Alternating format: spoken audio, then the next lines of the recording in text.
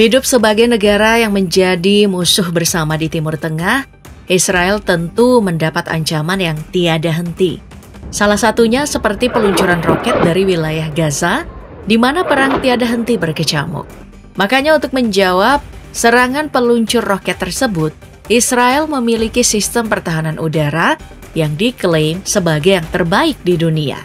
Sistem pertahanan udara yang digunakan juga bukan cuma satu, tapi beberapa lapis.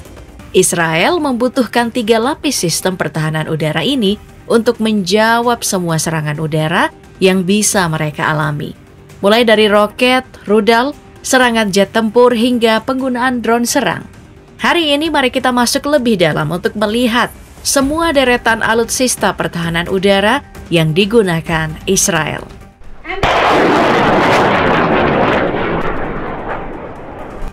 Ayo kita mulai dari Iron Dome, sistem pertahanan udara jarak dekat Israel yang paling terkenal. Tidak jarang kita melihat video rekaman aksi dari Iron Dome melakukan pencegatan pada roket dan rudal yang mengarah ke Israel. Dari klaim yang diberikan oleh pihak Israel, efektivitas Iron Dome mencapai 97%. Dalam penggunaannya, Iron Dome ini punya 3 komponen utama, yaitu radar, ruang kontrol, dan juga peluncur roket. Semua komponen ini bisa digunakan secara mobile dan dibawa kemana-mana, kemudian cuma butuh beberapa jam persiapan agar semua komponen ini terhubung dan bisa digunakan. 3 komponen ini punya tugasnya masing-masing.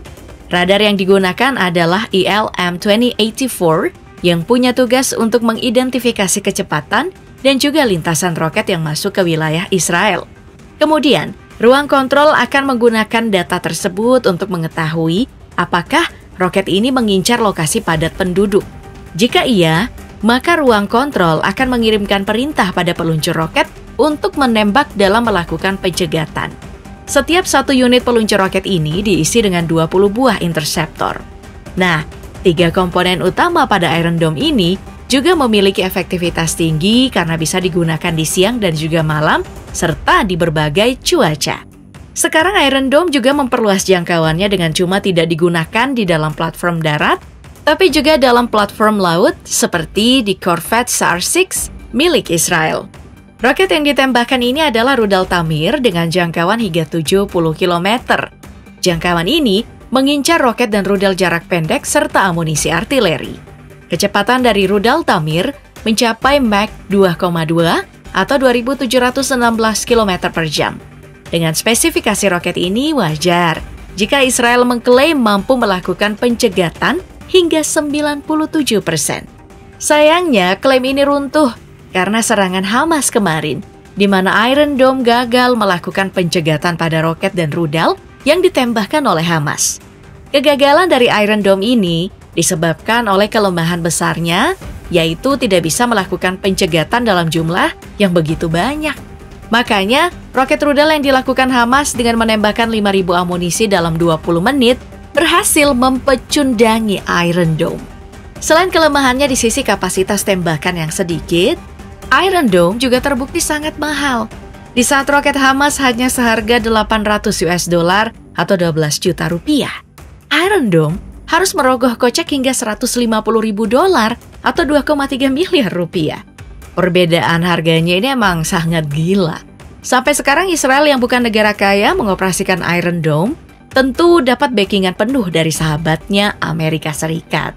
Dari tahun 2011 hingga 2022, Amerika Serikat sudah menghabiskan $2,6 miliar atau 41,2 triliun rupiah hanya untuk operasi Iron Dome di Israel. Melihat biaya ini menjadi masalah besar dalam penggunaan Iron Dome, makanya Israel mulai mengembangkan sistem pertahanan udara yang lebih murah, yaitu Iron Beam.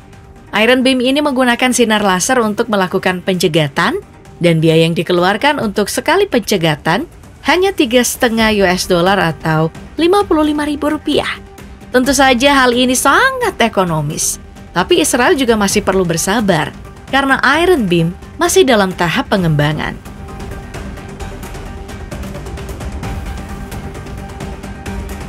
Nah, untuk melengkapi Iron Dome dalam melakukan pencegatan jarak pendek, Israel juga memiliki sistem pertahanan udara yang bernama Spider.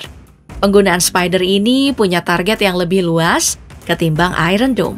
Mulai dari jet tempur, helikopter, drone, rudal jelajah, hingga amunisi berpadu.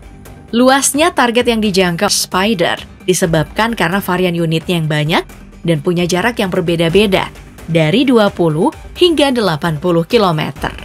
Mulai dari Spider SR, Spider ER, Spider MR, dan juga Spider LR. Untuk proses penggunaannya, Spider juga punya keunggulan sendiri karena dioperasikan di atas truk militer yang membuat alutsista ini bisa digunakan di mana saja. Ada 5 komponen utama yang digunakan, mulai dari radar, ruang kontrol, peluncur roket, kendaraan suplai rudal, dan tentu saja rudal. Rudal yang digunakan berjenis Python 5 dan juga iDerby yang punya kecepatan mencapai Mach 4 atau sekitar 5.000 km per jam. Selain Israel, Spider ini juga digunakan oleh beberapa negara lain, seperti Vietnam dan juga India.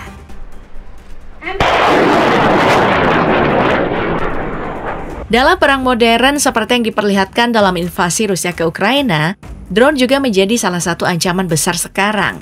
Efektivitas drone militer tidak main-main karena bisa mengincar barisan alutsista militer hingga bangunan strategis. Nah, makanya untuk menjawab perang modern tersebut, Israel membuat drone dome yang seperti namanya khusus untuk melakukan pencegatan kepada drone. Mulai dari drone konvensional, drone mata-mata hingga drone serang militer. Cara penggunaan drone dome ini dimulai dari penggunaan radar untuk melakukan deteksi berbagai macam data, mulai dari kecepatan, jalur, hingga jenis drone. Dengan sistem kecerdasan buatan yang disematkan, drone dome bisa melakukan klasifikasi secara akurat tentang jenis drone yang dia deteksi. Setelah melakukan deteksi, kemudian akan dilakukan pencegatan dalam 2 jenis. Pertama, dengan menggunakan RF jammer yang memutus komunikasi antara drone dan penggunanya.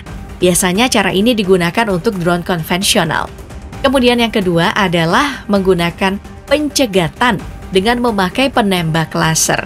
Biasanya cara ini digunakan pada drone militer. Nah, dari klaim Israel, drone dome bisa digunakan siang dan malam, serta dalam kondisi cuaca apapun. Kemudian bisa melakukan pencegatan pada beberapa drone sekaligus dalam beberapa waktu. Setelah melihat alutsista pertahanan udara jarak pendek yang dimiliki Israel, mari kita berpindah ke pertahanan udara jarak menengah. Salah satunya itu adalah David's Sling. Sistem pertahanan udara ini lahir dari kolaborasi antara perusahaan Rafael milik Israel dan Raytheon milik Amerika Serikat. David's Sling punya target pencegatan beragam, mulai dari jet tempur, drone, rudal balistik taktis, roket jarak menengah dan jauh, serta juga rudal jelajah. Saat ditembakkan, David's Sling meluncurkan roket dengan cara vertikal. Cara ini dianggap efektif untuk amunisi yang digunakan, yaitu rudal Stunner. Rudal ini menjadi spesial karena memiliki sistem penargetan dan panduan secara mandiri, sebab menggunakan Active Electronically Scanned Array atau AESA radar yang sering digunakan dalam jet tempur masa kini. Secara spesifikasi, rudal Stunner ini bisa mencapai kecepatan Mach 7,5 atau 9.261 km per jam, dengan jangkauan dari 40 km menjadi 300 km. David's Sling yang menggunakan rudal Stunner punya klaim kalau bisa menaklukkan 92% dari semua jenis rudal balistik taktis yang ada di dunia. Klaim ini tentu saja sangat mencengangkan ya, karena kita tahu rudal balistik produksi negara seperti Rusia, China, dan Iran sudah semakin canggih. Dari klaim ini jugalah, David's Sling punya harga yang menakjubkan, yaitu 1 juta US dollar atau 15,8 miliar rupiah.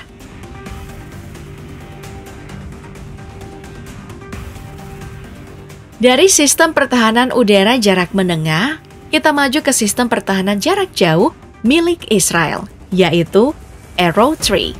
Spesifikasi dari sistem pertahanan udara ini tidak main-main karena amunisi yang ditembakkan bisa mencapai kecepatan Mach 5 atau 6.175 km per jam. Kemudian menjangkau target sejauh 2.400 km dan ketinggian maksimal yang bisa dicapai adalah lebih dari 100 km atau pada tingkatan termosfer. Saat melakukan pencegatan, Arrow 3 ini berfokus pada rudal balistik antar benua yang membawa berbagai macam hulu ledak seperti nuklir, senjata kimia, biologi, dan juga hulu ledak konvensional. Dari cara kerjanya, Arrow 3 menggunakan 3 komponen utama, yaitu radar, ruang kontrol, dan juga peluncur roket. Saat ditembakkan, Arrow 3 ini akan melakukan pencegatan pada ketinggian paling maksimal di luar lapisan stratosfer untuk meminimalisir bahaya. Nah, menariknya, ruang kontrol dan sistem tembakan dari Arrow 3 bisa melakukan update jalur saat amunisi tengah terbang untuk menaikkan efektivitas dari pencegatan yang dilakukan. Kemampuan unik dari Arrow 3 juga memungkinkan sistem pertahanan udara ini menjadi alutsista serang anti-satelit yang bisa menjadi pemain kunci dalam perang modern. Secara teknologi, Arrow 3 ini memang menjadi salah satu sistem pertahanan udara jarak jauh yang sangat efektif. Makanya, wajar negara seperti Jerman diberitakan telah membeli unit Arrow 3 ini dengan harga yang fantastis, yaitu 3,5 miliar US dollar atau 55,5 triliun rupiah yang direncanakan akan beroperasi di tahun 2030 mendatang.